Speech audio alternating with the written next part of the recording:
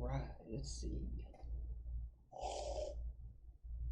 Oh, hey, guys, what's going on? I didn't realize you were here. Let me just set this right over here. Here we are. Last lesson of Module 2. I want to talk about the sweet tooth because this is the one that trips the most people up. This is, the one where people think they're going to suffer forever. Where they think cutting sugar means never having anything sweet again. That's not true. But I also want to be real with you about what the first week or two actually looks like. You see, the craving you're feeling, or the craving that's coming, is withdrawal, not hunger, not a general nutritional need, not a genuine nutritional need. Withdrawal.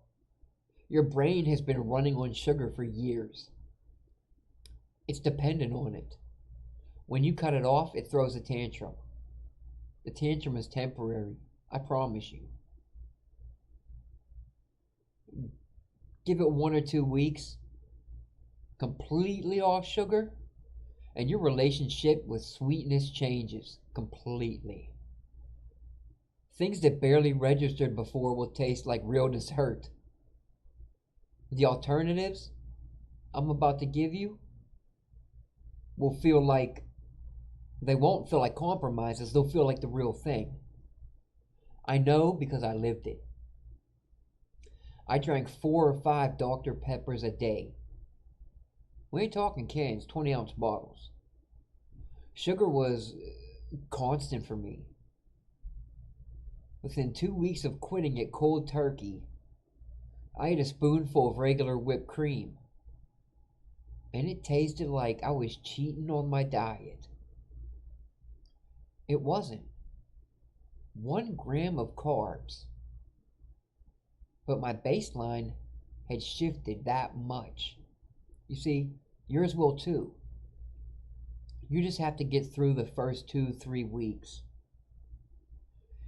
Here's what I use when a craving hits. Number 1, 0 sugar whipped cream in a bowl. And I'll be honest, you've been doing so good, get the extra creamy. It doesn't even need to be 0 sugar, because there's so little sugar in the whipped cream. Now I know it sounds weird. I don't care. When a craving hits hard, I go to the fridge. I grab the whipped cream, I squirt a few spoonfuls into a bowl, and I eat it with a spoon. Works every time. Completely. You see, it's sweet. I mean, actually sweet, not artificially sweet. The fat tells your brain you ate something real. The craving goes quiet.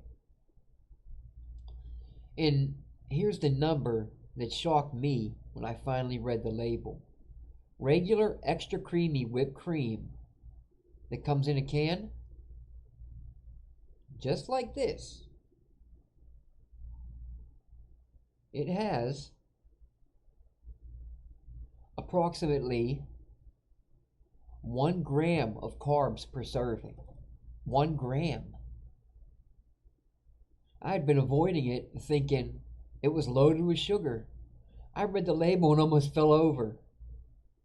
0 sugar whipped cream? It takes it to literally 0 carbs. Use it however you want. I'll be honest, when I had been early in my diet, the 0 sugar did have a little bit of a different taste, but after 2 weeks, can't tell the difference, And you don't have to give up ice cream. You have to give up the wrong ice cream. Carb Smart runs about 4 to 5 net carbs per serving, depending on the flavor. Get 1 or 2 scoops, cover it completely in 0 sugar whipped cream, maybe a few chopped nuts on top, and you have a real bowl of ice cream that barely moves your blood sugar. This is not deprivation. That's figuring out a system. And you know what? I was so delighted when I found out they had chocolate with peanut butter ice cream in the Carb Smart.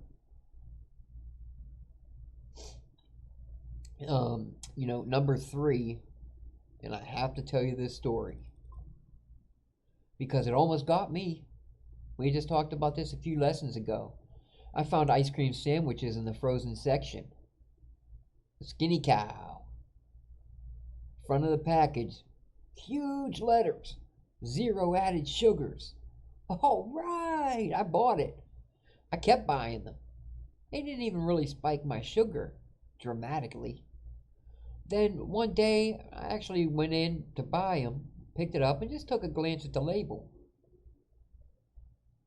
It ended up being like 14 to 17 grams of total carbs, around 14 net carbs per serving. I put them down. Never bought them again. Wasn't because of what they did to my numbers or anything else. It's because I made a conscious decision to cut down on my carbs. And that's what I'm doing. 0 added sugar does not mean 0 sugars. They are completely different things. 0 added sugars means no sugar was added when they manufacture. They can still be plenty of natural sugars in the ingredients. Always run the math. Never trust the front of the package to do the work for you. One thing in the toolkit: berries, raspberries, and strawberries especially are your lowest sugar fruit options, and they pair perfectly with 0 sugar whipped cream. Half a cup of strawberries topped with whipped cream is a legitimate dessert.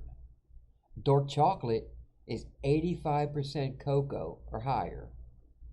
1 to 2 squares can work for some people. About 4 to 6 net carbs. But some people find that any chocolate reignites their craving and makes it worse. So just be careful. Be honest with yourself. A small handful of pecans or almonds when you need something to chew. Sugar-free Jell-O when you just need to eat something. Something sweet without any carbs.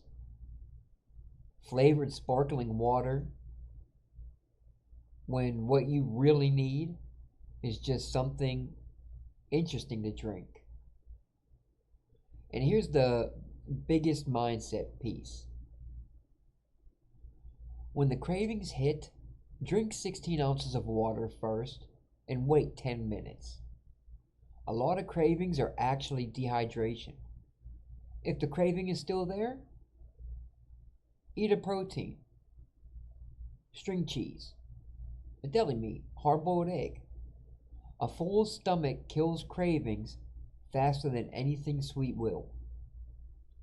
If it's still there after that, use the toolkit. And remember,